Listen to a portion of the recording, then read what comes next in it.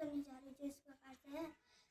कल करे सो आज कर, आज करे सो अब, पल में पल्य रहोगे, बहुरी करोगे कब। पल में पल्लय होगी। बहुत सुंदर बोला है उसने। बहुत बढ़िया, बहुत बढ़िया। ऐसे बोलना चाहिए सबको, ठीक है। हाँ, पल में पल्लय होगी, बहुरी करोगी कब। जब हम क्या करते हैं, कभी कभी टाल देते हैं ना काम को, यार अभी थोड़ी देर में करेंगे, अब थोड़ी देर वाला कल करेंगे, आज वाला कल करेंगे, ऐसा नहीं करना चाहिए, ठीक है। क्योंकि काम धीरे धीरे बढ़ता चला जाता है और तब एक साथ बहुत सारा काम करना पड़ता है। बहुत सारे काम करने में तब दिक्कत होती कि नहीं होती, तब मन ही नहीं होता काम करने, वो काम आपका छूट जाता। इसलिए जिस दिन का काम है उसी दिन कर लो, आज का काम अभी कर लो, ठीक है। कल पे मत टालो, ठीक है। जो आज करना हो अभी कर लो, शुरू कर लो, ठीक है। तो कभी भी कल पे नहीं टालनी चाहिए कोई भी बात। जो काम हो, जिस दिन का काम हो उसी दिन कर लेना चाहिए, उसी पल कर लेना, ठीक है। क्योंकि बाद में बहुत सारा काम इकट्ठा हो जाएगा अंजलि, तब इतना सारा काम कैसे करोगे एक साथ, है ना। तो आपको इस बात का ध्यान देना, ये शिक्षा छुपी हुई है। हमको कभी भी काम में प्रोक्रास्टिनेशन नहीं करनी। प्रोक्रास्टिनेशन का मतलब होता है कल पे टालना, चलो जी बाद में कर लेंगे, कल कर लेंगे, ऐसा कभी नहीं करना चाहिए जीवन में, ठीक है जी। हाँ, याद रखोगे हमेशा के लिए, ठीक है। आज का श्लोक देखो, सुखार्थिना कुतो विद्या नास्ति विद्यार्थिना सुखम, सुखार्थी व त्यजेत विद्याम, विद्यार्थी व त्यजेत सुखम। कितना सुंदर श्लोक है। जो सुखार्थिना कुतो विद्या, जो सुख चाहने की, सुख की आशा रखता है, चाह रखता है कि यार मुझे आराम मिले, तो उसको विद्या प्राप्त नहीं हो सकती है, ठीक है। और विद्यार्थी को कभी सुख प्राप्त नहीं हो सकता है। कष्ट में भी उसको पढ़ना है, ठीक है। अब प्रधानमंत्री कल परसों की जो उनकी बात थी ना संडे को, कोई बात सुना रहे थे अपने इन बच्चों को, जैसे हम सुनाते हैं ना आपको बात प्रवचन, इनका अमल भी होना चाहिए। वो भी प्रधानमंत्री भी सुना रहे थे। कहते मैंने एक सोशल मीडिया पे एक वीडियो देखा जिसमें कोई बाप, मतलब कोई आदमी बाजार में सब्जी इत्यादि जो उसकी प्रोडक्शन होगी ना, खेतों पे जो भी है सामान, वो बेचने बाजार जा रहा था। और उसका बच्चा जो है ना, वो उस सामान के ऊपर ठेले में बैठा हुआ है। ठेले होता है ना, बाप चला रहा है, उसमें सामान रखा हो पीछे ठेले में, और वो विद्यार्थी क्या कर रहा है, वो ठेले में बैठ करके भी अपनी किताब खुली हुई उसने और पढ़ रहा है। मतलब वो बैठने की ऐसा नहीं कि वो चेयर में बैठा हुआ, कहीं जमीन पे बैठा हुआ, ठेला चल रहा है, उसमें सामान भी रखा हुआ, सब्जी इत्यादि है ना, सामान रखा हुआ बेचने के लिए ले जा रहा बाजार, और उसके ऊपर बैठ के वो पढ़ रहा है। बताओ, तो कहने का मतलब क्या है, सुखार्थिना नास्ति विद्यार्थिना सुखम, नास्ति विद्यार्थिना सुखम, और सुखार्थिना कुतो विद्या। जो सुख की चाह करता है उसको विद्या ही नहीं सकती। वो उस ठेले में जहाँ पे उसको कंफर्ट भी नहीं है बैठने की, उसको कोई सुविधा नहीं है, लेकिन वहां पे भी पढ़ रहा है। अब मैं बताऊं अपने से, आप देखिए, मैं घास के लिए जाता था ना, किसी ने किया ऐसा? किसी ने नहीं किया हो। हमारे हाथ में ऐसी डायरी होती थी जिसमें ट्रिग्नोमेट्री के, अलजेब्रा के, मेंसुरेशन के सारे फॉर्मूले होते थे, और उस डायरी में लिखे होते थे हमने, क्योंकि टाइम नहीं मिलता था। नास्ति विद्या इतना तो मतलब सुख अगर आपको चाहिए तो विद्या आपको नहीं आ सकती है, और विद्यार्थी को सुख की बिल्कुल भी चाह नहीं करनी चाहिए। और सुखार्थी व त्यजेत विद्या, जो सुख की चाह रखता है उसको विद्या छोड़ देती है, विद्या बिल्कुल नहीं आएगी उसको, याद रखना, ठीक है। और विद्यार्थी ना वह त्यजेत सुखम, और अगर विद्या अध्ययन करना चाहते हैं आप तो विद्यार्थी को क्या करना चाहिए, सुख का त्याग कर लेना चाहिए, ठीक है। ये हमेशा ध्यान रखो। मैंने वो बग्गी वाला का उदाहरण दिया ना, बग्गी में बैठा सामान रखा, उसके ऊपर बैठ के वो बच्चा पढ़ रहा है भाई, उस बग्गी वाले का बेटा। ये प्रधानमंत्री ने सुनाएगा, सोशल मीडिया में वीडियो आ रहा होगा तो सच्चाई होगी तभी तो। और मैंने अपने लाइफ की तो बताई ना आपको सच्चाई, कंडी पीठ पे, छोटी पीठ पे रख के हम फॉर्मूले याद करते थे रात में। ये आपके जीवन में बहुत बारी काम आएगा, ध्यान रखना। आज का डेट नोट कर लो, टिहरी बांध उत्तराखंड के टिहरी गढ़वाल जिले में भागीरथी नदी पर बना हुआ है।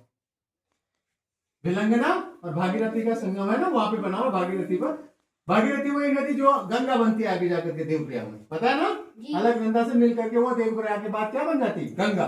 वही भागीरथी नदी जो गोमुख उत्तरकाशी से निकलती है, ठीक है। तो टिहरी, श्रीहरि बोलते थे उसको। इसका पुराना नाम केशव प्रयाग भी था। क्या था इसका पुराना नाम टिहरी का? केशव प्रयाग, ठीक है। तो वहां पर इस नदी पर भारत का सबसे ऊंचा बांध, और इसकी ऊंचाई है बेटा 260.5 मीटर। 1 मीटर में कितने सेंटीमीटर होते हैं? मुखड़ा तो इसका बोलना चाहिए फट से। मुखड़े ऐसे नीचे करने का क्या मतलब है? इसका मतलब आपके पास कॉन्फिडेंस नहीं, आप पढ़ते नहीं, ध्यान नहीं रखते। नीचे करने का क्या मतलब है? ये तो सब इसकी ऊंचाई है और दुनिया का 13वां सबसे ऊंचा बांध है। दुनिया में और भी ऊंचे बांध है कई जगह, ठीक है, लेकिन ये दुनिया का 13वां है और हमारे भारत देश का सबसे ऊंचा है, ठीक है, भारत देश में सबसे ऊंचा है। और इसकी जो शुरू की उन्होंने वो मानी थी कि भाई इससे कितनी बिजली तैयार करेंगे, तो उन्होंने 2400 मेगावाट अनुमान किया था कि 2400 मेगावाट तैयार करेंगे इससे बिजली, ठीक है ना।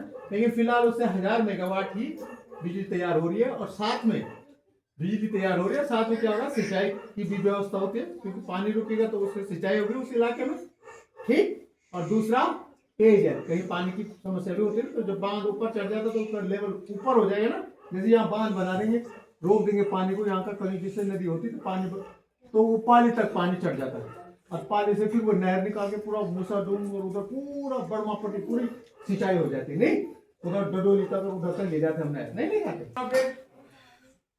वहां देखो जरा सामने क्या लिखा है, 1951 1951 1951।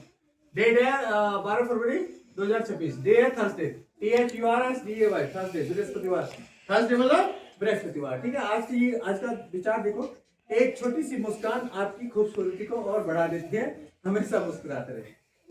और अगर आपके चेहरे में मुस्कुराहट है ना बेटा, आप खूबसूरत लगेंगे, नहीं लगेंगे?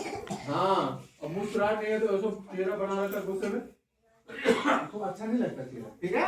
इसलिए मुस्कुराते रहना चाहिए, तो मुस्कुराना बहुत जरूरी है। इससे आपका सौंदर्य भी बढ़ता है, आप सुंदर भी लगते हैं और साथ में आपको अच्छा भी प्रतीत होता है, ठीक है।